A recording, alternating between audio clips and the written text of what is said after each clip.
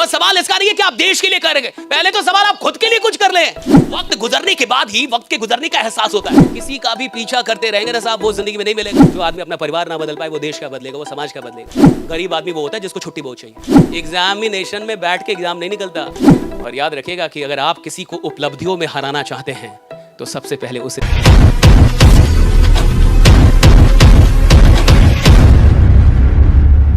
एक कहानी सुन लीजिए, मैं ज्यादा टाइम नहीं लूंगा। राइट, एक बड़ी इंटरेस्टिंग स्टोरी इसे सुनिए।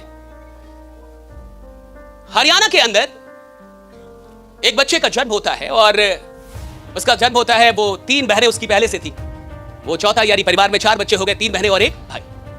उसके पिताजी एयरफोर्स में नौकरी करते थे, सब कुछ बढ़िया चल रहा था।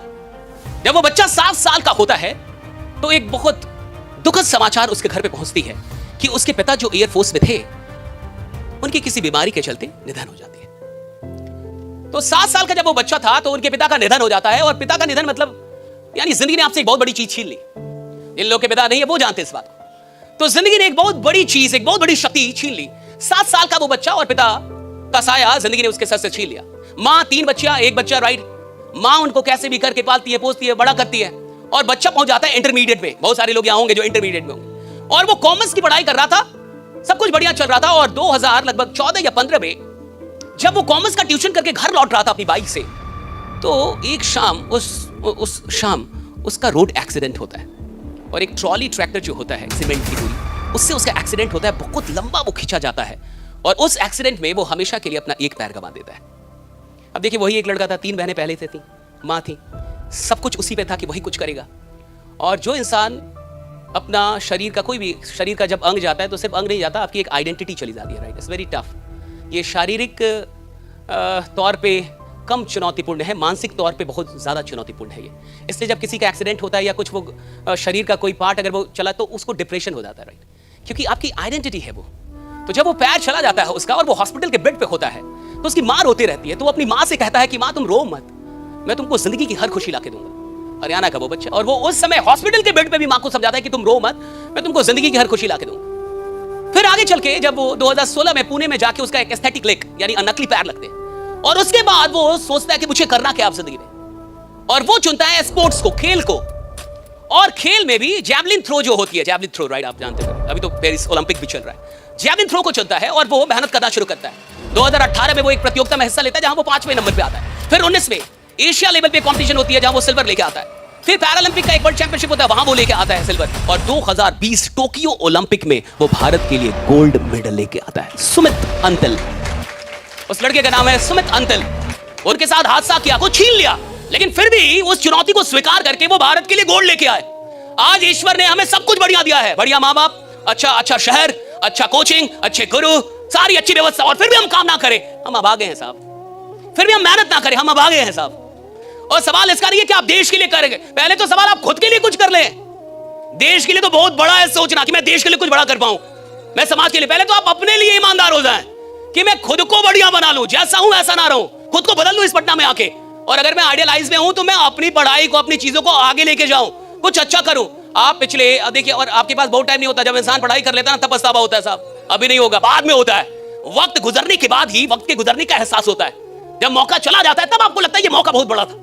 तो जब जिंदगी आपसे मौका छीन लेगी तब आपको लगेगा कि मुझे उस समय पढ़ लेना चाहिए। और किसी का भी पीछा करते रहेंगे ना साहब, वो जिंदगी में नहीं मिलेगा। जब आप जिंदगी में खुद पे मेहनत करेंगे, एक दिन दुनिया आपका पीछा करती है। आप जहां जाते लोग आपसे मिलना चाहते हैं। Right, people want to meet you, people want to see you. Right, people want to have clicks with you. Right, it's all about working on yourself. जब आदमी खुद पे मेहनत करता है ना साहब, तो जो चीजें उसे नहीं भी मिलनी थी वो भी मिलती है, जिसको नहीं भी आना था वो भी आता है। It's all about working on yourself. तो एक बात याद रखिएगा, आज आपके पास पटना में और बहुत बड़ा टाइम भी नहीं होता। मुझे नहीं पता आप कैसे परिवार से इधर आए और क्या आपके पिताजी और माँ की उम्मीदें हैं, लेकिन मुझे इतना पता है कि भारत का, बिहार का जो एक पिता होता है, उसकी उम्र अगर 50-60 साल है या 55 साल उसकी उम्र है, तो वो 12 घंटे काम कर रहा है साहब। आपके पिताजी 12 घंटे मेहनत कर रहे होंगे, 12 घंटे।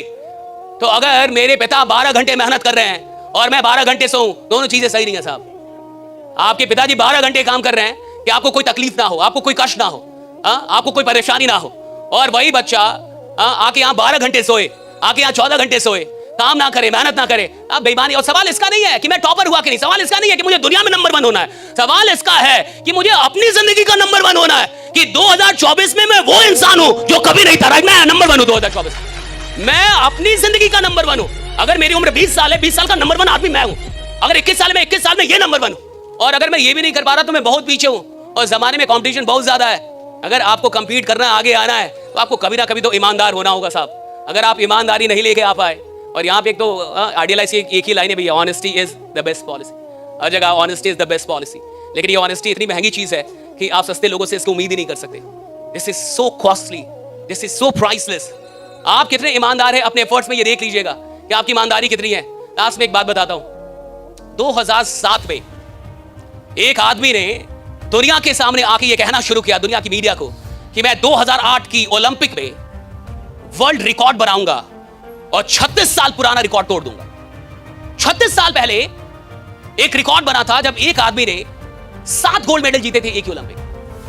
तो उसने कहा कि 2008 की बीजिंग ओलंपिक में मैं 8 गोल्ड मेडल जीतूंगा, और साथ में उसने बोलना शुरू कर दिया दुनिया की मीडिया के सामने। तो मीडिया ने समझा ये बड़ा एरोगेंट है, बड़ा घमंडी आदमी है, राइट, कैसे तोड़ेगा। और 8 गोल्ड मेडल क्या मजाक है, एक देश लेके नहीं आ पाता, एक देश लेके एक आदमी 8 गोल्ड मेडल एक ही ओलंपिक में। और 2008 की बीजिंग ओलंपिक से लगभग 11 महीने पहले शायद उसकी कलाई की हड्डी टूट गई, और वो था स्विमर, तैराक था। तो डॉक्टर ने कहा कि 14 दिन आपको पानी से बाहर रहना है, और उनका कहना है कि अगर एक एथलीट जो तैरता है वो एक दिन पानी में ना जाए तो उसका शरीर 2 दिन पीछे हो जाता है, यानी 2 दिन वो पीछे हो जाएगा। तो 14 दिनों तक उसने क्या किया कि स्टेशनरी बाइक आती है, आपने जिम में देखा होगा, जो लोग बैठ के और वो बाइक चलाते हैं, वो 3 घंटे बाइक चलाता था, 3 घंटे कंटिन्यूअसली, 14, ताकि एंड्योरेंस लेवल बना रहे शरीर का। और 14 दिन के बाद वो फिर से पानी में आता है, ओलंपिक होती है, ओलंपिक हुई बीजिंग ओलंपिक, और बीजिंग ओलंपिक में एक आदमी ओलंपिक का 36 साल पुराना रिकॉर्ड तोड़ता है, एक ही ओलंपिक में 8 गोल्ड मेडल जीतता है, और माइकल फेल्प्स का जन्म होता है। दुनिया जानती है माइकल फेल्प्स के बारे में। तो माइकल फेल्प्स से पूछा गया कि आपने ये कैसे कर दिया, how did you make this possible, right. 36 साल से कोई रिकॉर्ड चले, यानी उसमें दम होगा साहब। 36 साल दुनिया में कोई रिकॉर्ड ना टूटे, दम होगा साहब उसमें। और 36 साल के बाद कोई आदमी आके तोड़ दे, और एक साल पहले बोल के कि मैं तोड़ूंगा, एक साल पहले बोल के कि मैं 8 गोल्ड मेडल, अरे भैया बहुत बड़ी बात है। इधर तो आदमी जल्दी बोल नहीं पाता कि मैं एग्जाम निकाल दूंगा, कहता देखेंगे, बोल नहीं पाता मैं अंग्रेजी बोल लूंगा, सोचेंगे। भैया वो आदमी बोल रहा 8 गोल्ड मेडल लेके आऊंगा, क्यों। उससे पूछा कि आपने किया क्या, उसने कहा कि मैंने 4 साल तक, अब गौर से सुन लीजिए, राइट, इससे पता चल जाएगा कि आप जिंदगी में जाएंगे कहाँ। देखिए, सबकी अपनी जिंदगी है, सबके अपने माँ बाप हैं, सबका अपना परिवार है। देश का आप बदलेंगे, अगर जो आदमी अपना परिवार ना बदल पाए वो देश का बदलेगा, वो समाज का बदलेगा। आपके माँ बाप भैया आपकी जिम्मेवारी है। जिस आदमी ने सचेत होना है, जागना, वो जाग जाता है साहब। जिसको जागना ही नहीं है वो सोया ही रहेगा। सवाल इसका है नहीं कि आज तक आप क्या थे, सवाल इसका है कि आज के बाद आप क्या बनेंगे। सवाल इसका है नहीं कि आज तक मैंने क्या गलतियां की, सवाल इसका है कि आज के बाद गलतियां छोड़ूंगा कि नहीं। सवाल इसका है नहीं कि आज तक मैं कैसा आदमी था, सवाल इसका है कि आज के बाद बनना क्या चाहता हूं। कभी भी आदमी जागता है, कहीं से जागता है, कहीं से सुधरता है, उसकी शुरुआत कहीं से भी हो सकती है। सवाल इसका है कि आज के बाद भी आपको वैसा ही रहना जैसे रह गए आप, आज तक भी वैसे ही आगे भी रहना, या आप कुछ बदलेंगे अपने आप को। आपकी जिंदगी, आपके माँ बाप आप जाने, आपके भाई बहन आप जाने, जिसको जो करना है करता है साहब। आप पटना है, सब नहीं आए, ये मौका आपको बार बार जीवन में नहीं मिलेगा, ये याद रखिएगा। अब एक बात समझिए, उससे पूछा गया, उसने कहा कि 4 साल, गौर से सुन लीजिए, कान खोल के, दिमाग खोलिए, कहा कि 4 साल तक बिना एक दिन छुट्टी लिए, जब अमेरिका में 25 दिसंबर को पूरा अमेरिका छुट्टी मनाता था, उस दिन भी, यानी क्रिसमस के दिन भी, उस 25 दिसंबर को भी मैं अकेला प्रैक्टिस करता था, 10 से 12 घंटे पानी में रहता था और तैरता था। 4 साल बिना एक दिन छुट्टी लिए, फिर से सुनिए, 4 साल बिना एक दिन छुट्टी लिए, और मैं एक दिन 10 से 12 घंटे पानी में था। 4 साल बिना एक दिन, फिर से बिना एक दिन छुट्टी लेकर आप और मैं आते, एक दिन में क्या जाता है। अरे मैं 364 दिन काम कर रहा हूं, एक दिन ना भी करूं तो क्या जाता है, हम तो यही सोचेंगे ना। वो कह रहा है कि क्रिसमस के दिन अमेरिका छुट्टी मनाता था, मैं पानी में रहता था, मैं प्रैक्टिस करता था। 4 साल बिना एक दिन छुट्टी लिए। आपको बात समझ में आ रही? 4 साल बिना एक दिन छुट्टी लिए। गरीब आदमी वो होता है जिसको छुट्टी बहुत चाहिए, जिसको बहुत छुट्टी चाहिए ना, गरीब आदमी होता है। असफल आदमी को छुट्टी चाहिए, असफल आदमी को आराम चाहिए, गरीब आदमी को आराम चाहिए। गरीब आदमी सिर्फ छुट्टी मांगेगा, और उसके लिए वो बॉस भगवान होता है जो छुट्टी दे दे। जिस आदमी को रिकॉर्ड बनाने हो, जिस आदमी को लीजेंड बनना होता है ना साहब, उसको छुट्टी से नफरत होती है, राइट, उसको आराम से नफरत होती है, उसको काम चाहिए साहब, उसको वो प्रैक्टिस। और याद रखिएगा, चैंपियन खेल में नहीं बनते, चैंपियन मैदान में नहीं बनते, चैंपियन मैदान में उतरने से पहले बन जाते हैं। चैंपियन मैदान में पैदा होता है नहीं साहब, चैंपियन अभ्यास में पैदा हो जाता है। 2008 में जब माइकल फेल्प्स ने बीजिंग ओलंपिक में 8 गोल्ड मेडल जीता, उससे पहले बोल दिया था, वो साथ में बोल रहा था मैं जीतूंगा। 8 में तो दुनिया ने देखा, 7 में तो वो जानता था कि मैं बन रहा हूं। दुनिया ने 8 में देखा, मैदान में चैंपियन पैदा नहीं होते, चैंपियन खेल शुरू होने से पहले पैदा हो जाता है कि मैं चैंपियन हूं। खेल शुरू होने से पहले वो जानता है मैं खेल बदल दूंगा, वो जानता है मैं खेल में आऊंगा सब कुछ बदल दूंगा। उसको पता होता है साहब, एग्जामिनेशन में बैठ के एग्जाम नहीं निकलता, जिसका एग्जाम निकलना होता है वो पहले जानता है कि मैं एग्जाम निकालूंगा। जिसको जिंदगी में आगे जाना होता है ना, वो अभ्यास में बता देगा कि मैं कहां जाऊंगा, राइट। और 2007 में माइकल फेल्प्स ये बात क्यों बोल पाया? क्योंकि वो 4 साल में एक दिन छुट्टी नहीं लिया था। उसको पता था कि मैंने मेहनत की है। और याद रखिएगा कि अगर आप किसी को उपलब्धियों में हराना चाहते हैं तो सबसे पहले उसे मेहनत में हराइए, राइट। जब आप किसी को मेहनत में हरा सकेंगे तब आप उसको उपलब्धियों में भी हरा सकेंगे। जो लीजेंड होते हैं ना साहब, वो पहले मेहनत में हराते हैं। माइकल फेल्प्स ने पता किया था कि वो जो आदमी था जिसने 7 मेडल लिए थे, 7 गोल्ड, उसने क्या किया था।